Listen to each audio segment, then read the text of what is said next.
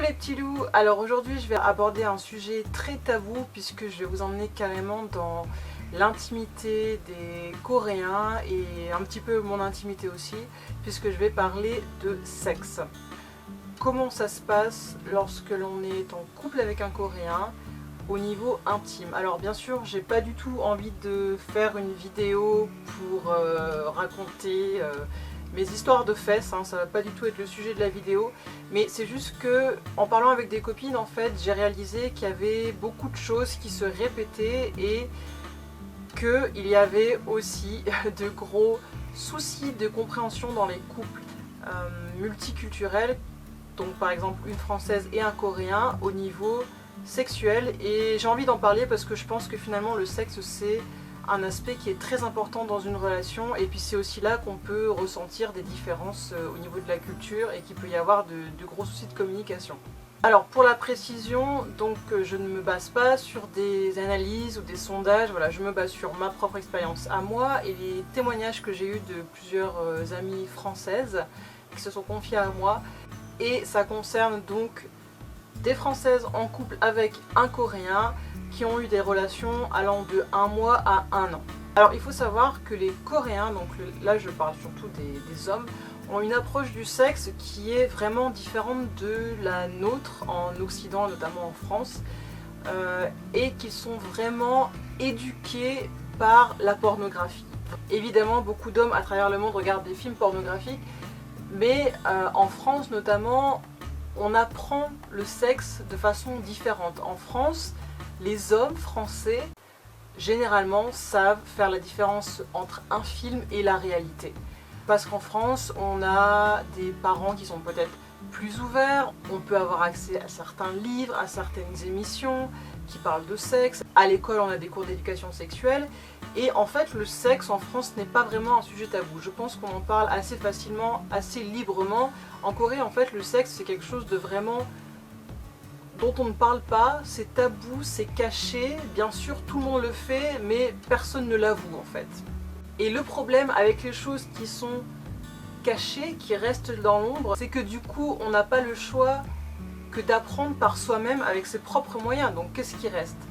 Il reste la pornographie. Déjà, en partant de ça, sachant que le sexe n'est pas un sujet qu'on aborde facilement, les Coréens ont vraiment une image du sexe qui est très crue, j'ai envie de dire, et c'est pas tellement le sexe romantique. En France, on apprécie l'érotisme, la séduction, l'effeuillage. C'est vraiment quelque chose qui peut être beau, qui peut être sublimé, le sexe, la femme.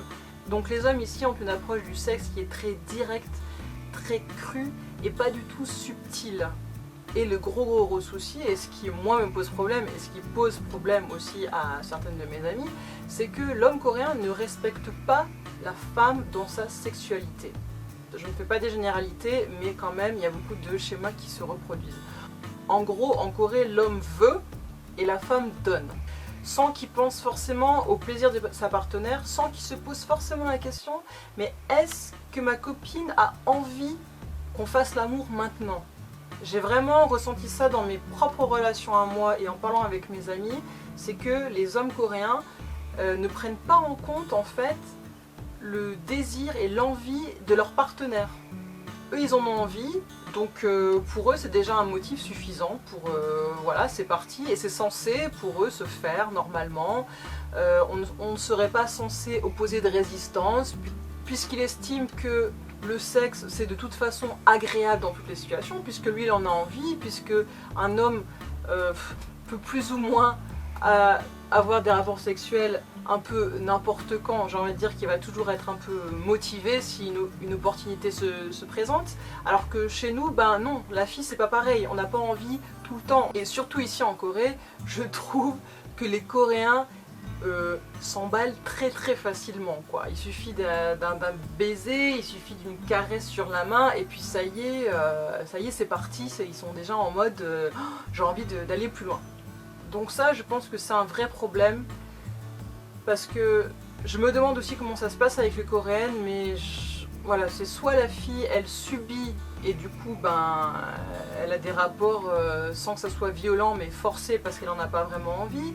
Soit la fille elle rejette et puis du coup l'homme ne trouve pas ça normal et puis ben peut-être éventuellement il risque d'aller voir ailleurs. Et en fait il n'y a jamais vraiment un vrai échange, il n'y a pas de vraie communication sur le sujet. Déjà les Coréens, je sais que les couples coréens entre eux ne parlent pas beaucoup de sexe. Et que voilà, moi par exemple dans mon couple ou mes ex-relations, c'est moi qui ai dû avancer la chose, c'est moi qui ai dû dire voilà là il y a un problème, là je ne suis pas d'accord, parce que sinon ça reste tel quel en fait.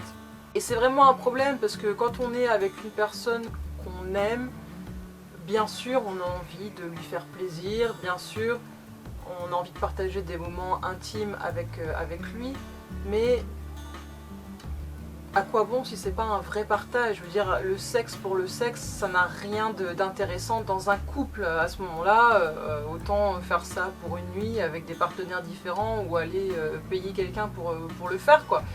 La deuxième chose aussi qui pose pas mal de problèmes dans les couples mixtes, c'est que souvent les Coréens, dû au fait qu'ils regardent et qu'ils ont été éduqués avec des vidéos pornographiques étrangères, ont vraiment une image de la fille étrangère libre. Et ils pensent réellement que toutes les filles, étrangères notamment, aiment vraiment le sexe et n'attendent que ça. Et que même quand elles disent non, en fait, elles en ont très envie et qu'elles jouent juste la comédie.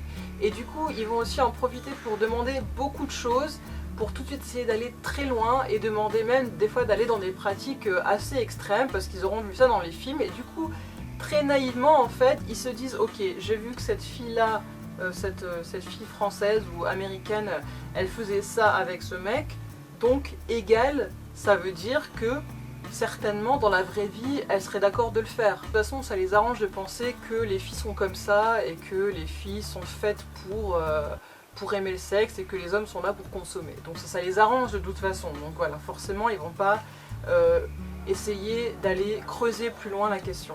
Et notamment, moi, il y a une chose qui m'avait quand même pas mal choquée quand je suis arrivée ici, c'est que dans mes relations, très rapidement, les garçons demandaient plus.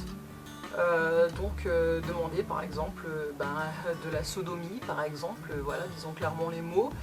Et c'est vraiment un truc qui me choquait parce que même en France, même si c'est une pratique qui se fait, ça reste quelque chose d'assez extrême pour certaines personnes et c'est pas quelque chose qu'on demande comme ça au bout du deuxième rendez-vous ou au tout début d'une relation, voilà. Alors qu'ici ça se demande de façon